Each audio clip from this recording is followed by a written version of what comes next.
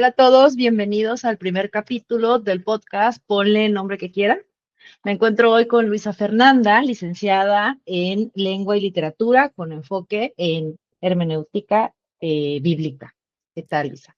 Y les estaba hablando la licenciada en psicología, Fabiola Hidalgo Peralta. El día de hoy vamos a abordar el tema de la humanización de los animales de compañía. Y vamos a abordar este punto de vista desde lo bíblico y lo psicológico. Es un tema bien interesante porque creo que es algo que está muy actual, ¿no? Hay mucha confusión con respecto a estos términos como perrijos, gatijos, y se confunde este buen trato con la humanización, ¿no?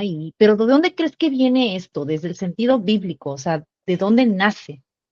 Bueno, si nos vamos a la Biblia hasta el Génesis, que es lo primero, en Génesis 1:28, Dios les dice a Adán y a Eva que sean responsables de los peces del mar y de las aves del cielo, de todo ser vivo que se mueve sobre la faz de la tierra. Esta es la traducción del mensaje de la Biblia. Y aquí el vocablo que se utiliza para hablar de ser responsable, que en otras traducciones se maneja como señorear o dominar, es el vocablo rada.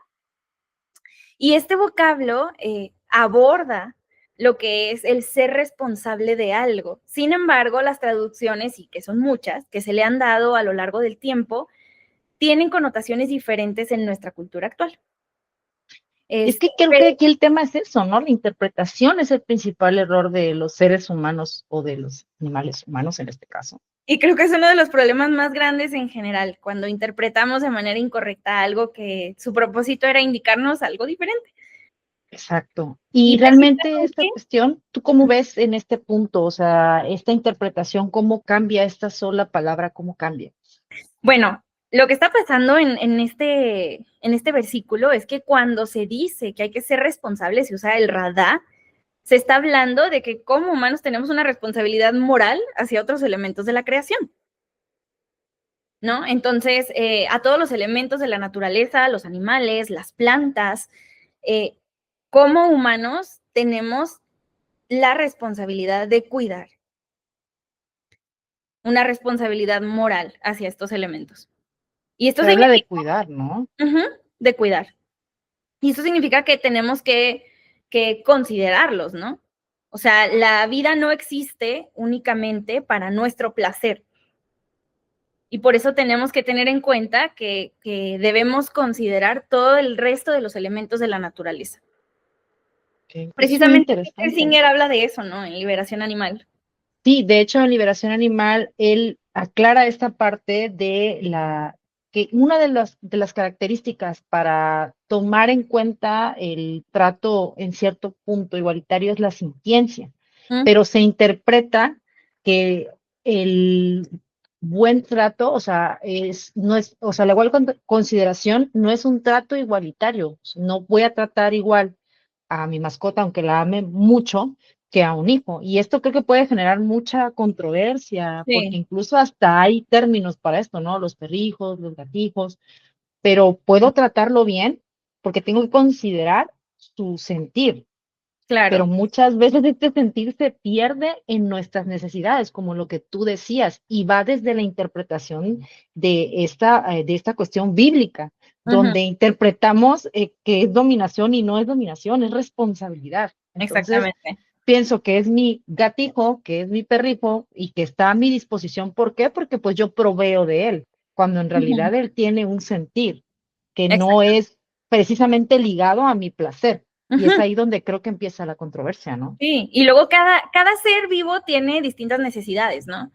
Y esta parte de que sí tenemos que considerarlos, pero no tratar a todos los seres vivos de manera igual, o sea, tiene mucho sentido, porque, por ejemplo, a un pez lo tienes que mantener en agua, pero no puedes Claro, hacer eso con un gato.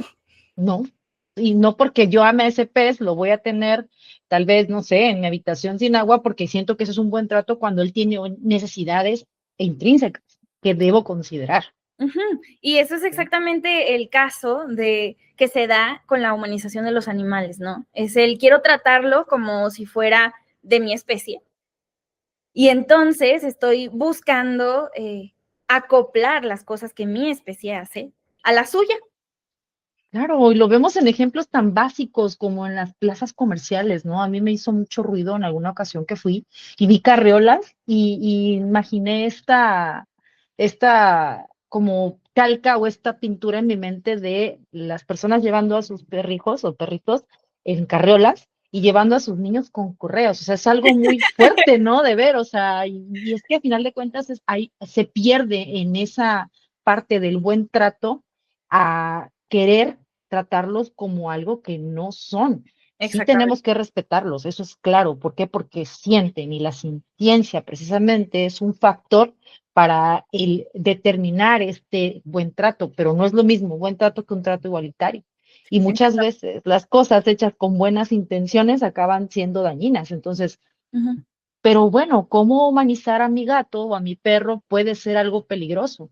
¿O cómo lo puedo afectar? Ahí va lo que decías tú del tema de pensar que, ¿para qué lo hago? ¿Lo hago por él? ¿Lo hago por mí? O sea, Claro, realmente, ¿quién es el que gana en esta muchas parte? veces como humanos caemos en la búsqueda de placer a través de ciertos caprichos que tenemos y esto los aplicamos a los animales que tenemos como mascotas, ¿no? O sea, el pintarles el pelo, pintarles las uñas, eh, traerlos con el pelo agarrado, así de que tan agarrado que traen los ojillos todos levantados, eh, lo que dices tú de las carriolas, o cuando los llevan al veterinario, por ejemplo, a los perritos y les pegan con silicón caliente, moños en las orejas. O sea, todo este tipo de conductas y accesorios que se les ponen, en realidad, pues es para el placer humano. No Claro, es para que el perro esté mejor, y es o que es para que lo uh-huh, tentador el generar este vínculo con tu animal de compañía. uh-huh, ¿Por qué? Porque hay muchas razones, dependiendo de la psicología de cada persona. Puede uh-huh, haber muchísimos factores. Puede ser tal vez un duelo de una mascota anterior. Perdí una uh-huh. mascota anterior y ahora tengo como esta segunda chance de tener una mascota y la voy a tratar como si fuera mi todo. Asignarles roles específicos en la familia, que incluso Uy, hay hasta esta parte, ¿no? De es que él es más importante que muchas personas de mi familia. tú Eso como es, psicóloga, sí, ¿cómo has visto esta parte de que la gente le asigna un rol familiar fijo a la mascota?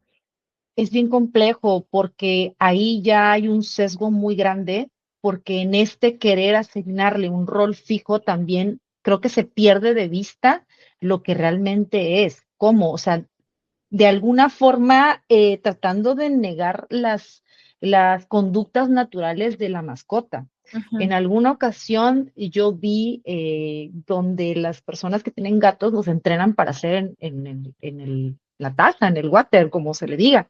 O, por ejemplo, esta parte para que no tengan estas conductas que se consideran inapropiadas, como olerse unos a otros, o cuando las claro, perritas entran en celo, ponerle que sea un pañal, que sea un vestido, sin considerar si él realmente se siente cómodo o cómoda con esa cuestión.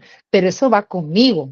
Y es que es tentador tener este vínculo con nuestras mascotas de humanización, porque algo que destaca sobre las relaciones con las mascotas o los animales de compañía, a diferencia de, por ejemplo, un vínculo filial, es que carece de ambivalencia, ya lo decía Freud. O sea, ujú, es tentador porque no hay ambivalencia. Los animales no cargan de ambivalencia sus relaciones interpersonales claro, como los seres humanos tendemos a hacer, como esta relación padre-hijo, madre-hijo, etcétera.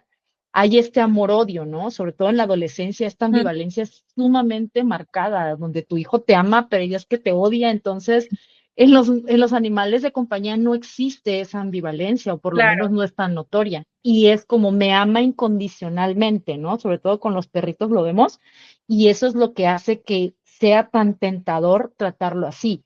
Pero el tema es que te pierdes muchas veces en este amor incondicional y creo que se pierde de vista las necesidades y podría rayar si no tenemos cuidado en un maltrato, como lo que decías de los moñitos, o sea, Ujú, son cosas que no lo benefician realmente a él. claro. Entonces, ¿por qué lo hacemos? Si no benefician ni dan placer a mi mascota, realmente, ¿por qué lo hacemos? Sí, y precisamente pues es todo esto parte de la estructura antropocentrista, antropocéntrica. Sí, Ya me lo vuelvo a decir y voy a cortar esa parte. Este, sí, entonces, todo esto parte de la estructura antropocéntrica, el sí, que el humano es el centro de todo y por lo mismo puede hacer lo que quiera Y creo que también a mí me sugiere tintes de hedonismo, de Sí, yo estoy buscando mi placer como humano, entonces todo lo que hay a mi alrededor tiene la responsabilidad de suplir esas necesidades de placer que no son mis necesidades básicas. claro. No es respirar, comer, dormir. Entonces, se cae como sociedad en un maltrato a los animales con la búsqueda de nuestro propio placer, nuestro beneficio, nuestra diversión. Sí, Y claro. a fin de cuentas, te quería yo preguntar, a ver qué piensas de esto, qué tanto está relacionada toda esta conducta y toda esta práctica de humanizar a los animales domésticos, qué tan relacionada está con el capitalismo, con el consumismo, con este sistema en el que estamos, en donde todo lo que se promueve es compra más, necesitas esto, ahora haz esto, no eres suficiente si no compras tal cosa, si no adquieres esto. ¿Crees que esté relacionado? Sí, absolutamente, porque hay un nicho muy importante ahí. Hay una tendencia creciente a, por la cuestión que sea, por las decisiones que sea. Hay personas que deciden no tener hijos, lo cual es perfectamente respetable porque tienen sus razones. Uh -huh. Pero en ese sustituir muchas veces, no en todos los casos, pero sí en algunos, se crea este nicho. Las personas que no tienen hijos, entonces tienen una mascota que aman, que adoran, y entonces harían lo necesario para demostrarle su amor. Y el capitalismo les vende un nicho hermosísimo, que sí, Claro. la ropita, hay incluso bolsas de diseñador para llevar a tus mascotas. O sea, como que eso demostrara más amor que si lo llevaras al veterinario y atendieras sus necesidades básicas, ¿no? Una bolsa de diseñador le va a demostrar más el amor a mi mascota. Y hay un nicho muy grande ahí, entonces claro que el capitalismo hace mers de muchas de estas cuestiones. Y bueno, en general este tema tiene muchísimas ramificaciones, muchos rostros y muchas partes que hay que analizar y desmenuzar. Y nos ha encantado poder platicar de todas ellas el día de hoy. Si tienen algún comentario o más información que es interesante, por favor háganosla llegar. Vamos a seguir subiendo nuestros episodios hablando de temas de filosofía, de psicología, temas bíblicos, y esperamos que estén y que continúen acompañándonos en este camino. Muchas gracias, nos vemos. Yo soy Luisa Fernanda. Yo soy Fabiola Hidalgo. Bye. Bye.